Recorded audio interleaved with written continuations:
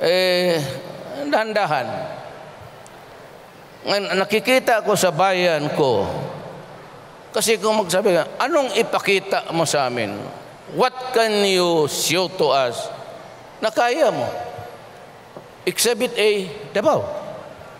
Andyan kami sa Mindanao. Ang Mindanao magulo. Ang Mindanao nandoon lahat, good or bad. Hindi ko naman sabihin na patino ko. Pero alam mo, ang sekreto talaga ng gobyerno, maniwala kahit sa hindi. Tanungin mo yung mga taga Davao, it's really discipline. Pag wala tayong disiplina, pag ayaw sumunod ang tao, wala talaga. Na the reason why I ran, finally, kasi mismo yung gobyerno is the one oppressing the people. Alam mo dito sa bayan natin, dalawang klase ito. Yung nasa taas, yung mga mayayaman, yung mga bilyonaryo, at kung anong pinaggagawa, tax evasion, smuggling of rice. Napunta pa ako ng Senado, nag-testify ako, wala rin nangyari. Lahat, yung mga transaksyon, mga kaibigan, binibigay, hausyaw lahat yan. Pero bilyon ang nawawala, naghirap pa rin ang tao. Sa baba, because obedience dito, pagsunod ng batas, kung gusto mo lang, itong sa baba, ito yung mga kriminal, na walang dalawang isip, papatayin ka, nanakawan ka, i-rape yung mga anak mo dahil sa droga.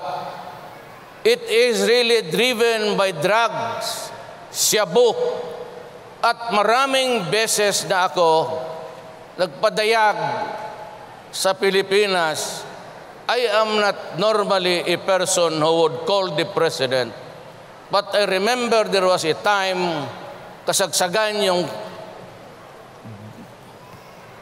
bala, sinabi ko kay Mr. President, in-interview ako, I was in the tomb of my mother and father, and I called the attention of the President. I said, Mr. President Aquino, I supported you during the last election. Si Mar, sinuportahan ko yan. I never asked isang piso sa kanila. Sabi ko, Mr. President, when you won the presidency, you never saw me in Malacanang, not even my shadow. Wala akong hiningi sa inyo ni isang basket na project. But this time, I have to talk to you publicly because it is government which is oppressing the people. Pagbaba mo pa lang dyan sa airport, himulbulan ang sa Bisaya. Yung manok na buhusan mo na mainit na tubig, hinihimulbulan na dyan. Ang kaya nilang kunin yung mga bagay-bagay ng mga mahirap, yung mga OFW at yung ordinaryong tao. Dito naman paglabas, andyan yung mga kung ano-anong racket sa taxi sa lahat na nakawan. At yung iba naman pagbiyahe, papuntang Pampanga, Bulacan, Luzon, pag napara niyan, kung sino yung walang niya magpara, yung kargo, yung biyahera, nawawala na lang. It is the solemn duty of government to provide security to the people.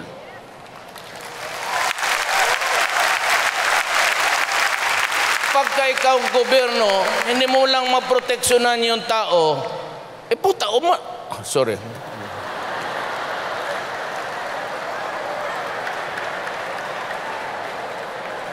Umalis ka na lang. Wala kang silbi.